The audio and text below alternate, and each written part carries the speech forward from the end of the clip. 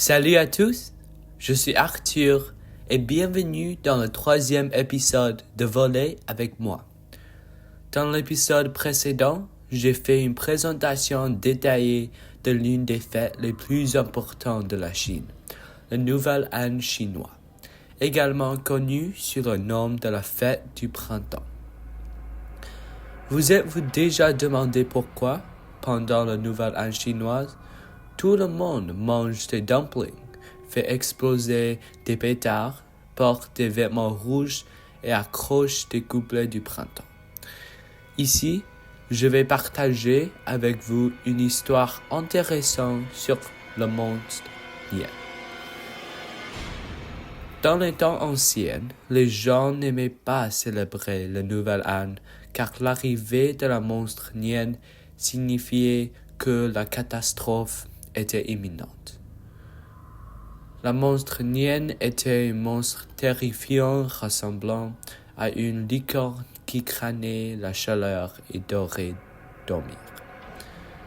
Elle résidait généralement dans les profondeurs de la mer, dormant pendant 365 jours complets jusqu'à la nuit du 365e jour où elle se réveillerait et rappellerait sur la terre à la recherche de nourriture.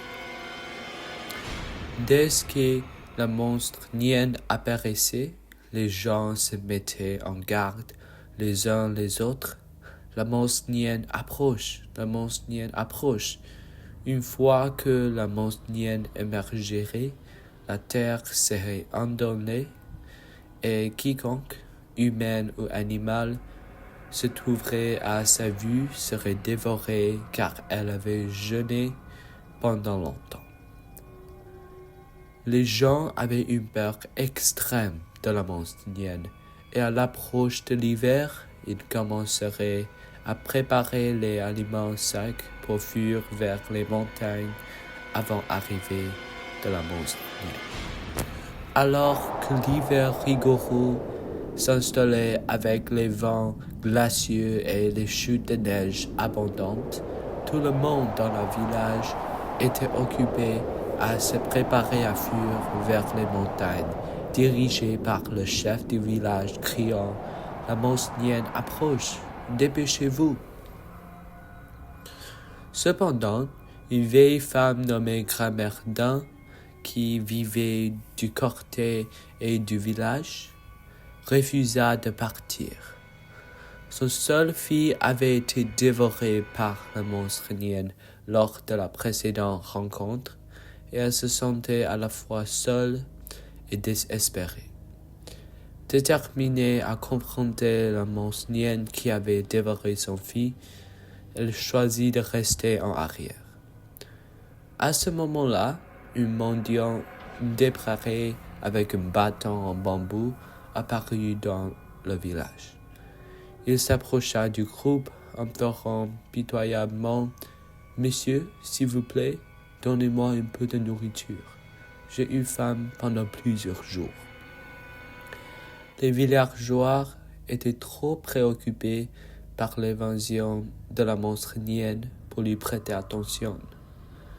Voyant les villageois disparaître à l'horizon, le médium, déçu, s'apprêtait à partir lorsque Grand-mère Dun lui fit signe, lui offrant quelques dumplings restants de la veille.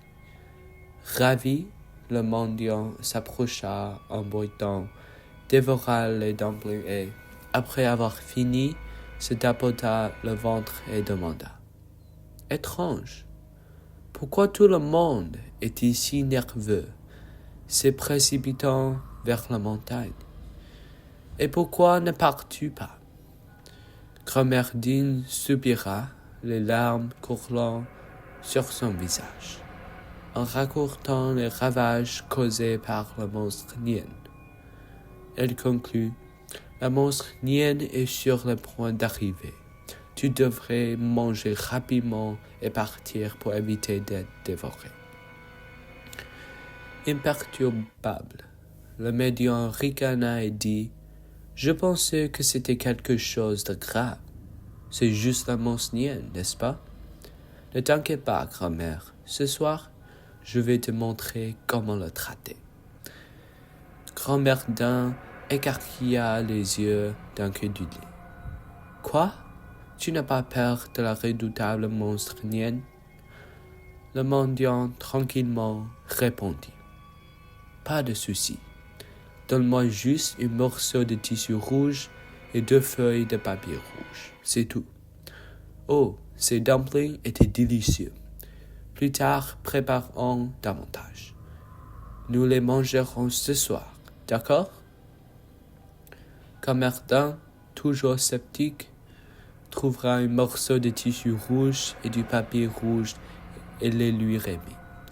Elle retourna ensuite à la cuisine, commençant à hacher la garniture des dumplings avec une rythme régulière de chop, chop, chop, chop. Le médium colla les papiers rouges sur les 2 portes, s'enroula dans le tissu rouge et étonnamment alluma son bâton en bambou dans la cour, créant une scène animée et bruyante avec des crépitements. Le médium peut-il vraiment maîtriser le monstre nain? Ont-ils été dévorés par le monstre nain, lui et grand-mère Daim? Restez branchés sur Voler avec moi pour le découvrir. Merci de nous avoir rejoints.